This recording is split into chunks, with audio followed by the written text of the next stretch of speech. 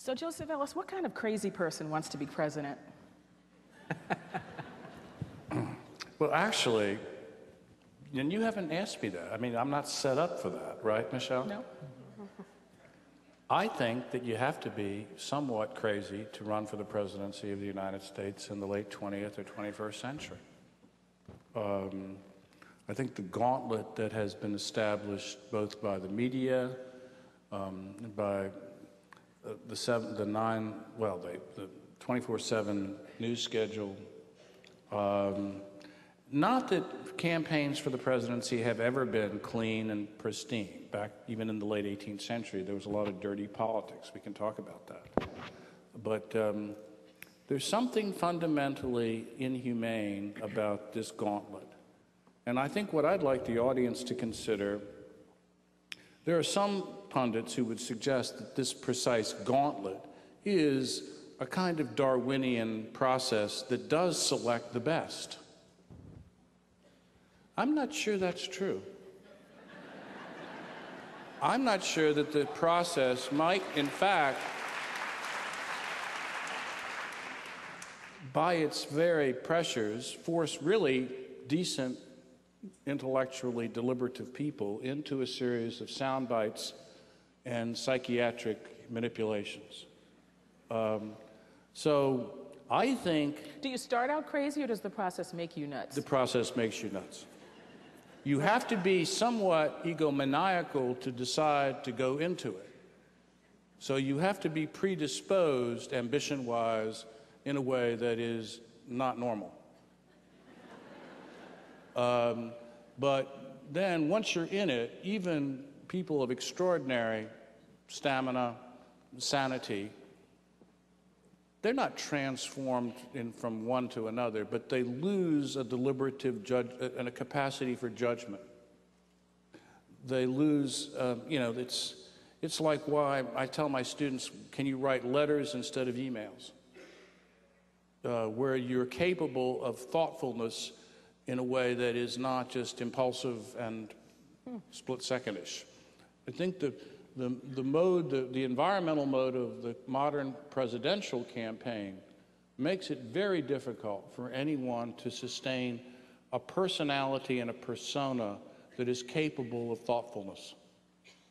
Well, the two of you have been as close as anybody to people who've done this, so who wants to go first? Do you have to be a little nuts, Mrs. Edwards, to want to do that job? I think there's probably no question about that, but there was a CNN forum, not Rick Warren's Faith Forum, but something that CNN did.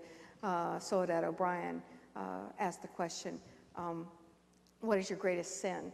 And I think all of them could have answered that they're the sin of vanity in order to have done it. You have to believe, and there has to be some sort of disconnect with reality in order to believe this, that you are the very best person to affect whatever it is you want to do. And that runs the gamut from people who are serious candidates to the people who, I have absolutely no doubt that Dennis Kucinich sincerely believed in everything that he said. I mean, there was one quality, I think he exceeded everybody, and it's the sincerity of his passion for the things that he was saying. But obviously there's a break with reality about whether or not he had any legitimate chance to ever be the nominee. And so asking people for contributions or expending all of his energy in this way, at one point putting his seat at risk, his congressional seat at risk, was obviously an exercise in self-flagellation. And or attention seeking. I mean, for some people it could just be attention seeking. Yeah, I don't think it's a single reason, too. I mean, one single set of circumstances. I think people get talked into running. You never know how many chances you're going to get. I don't know whether this happened. It might have happened with George Bush. You never know how many chances you're going to get. If you let this chance pass, then you may never get it again. And so I think there's a lot of that happens, and people, otherwise good people, think, maybe I am the person that we need, and I can't let this opportunity go by. There's not one single reason, but there has to be some sort of delusional self-importance about. And the same question I asked Joe Ellis, do you start out a little nuts, or does the process make you a little nuts? Just the process of having to look yourself in the mirror every day and say, I could do that. Yeah, but I understand that when I say it's delusional, on the other hand, somebody's got to do the job.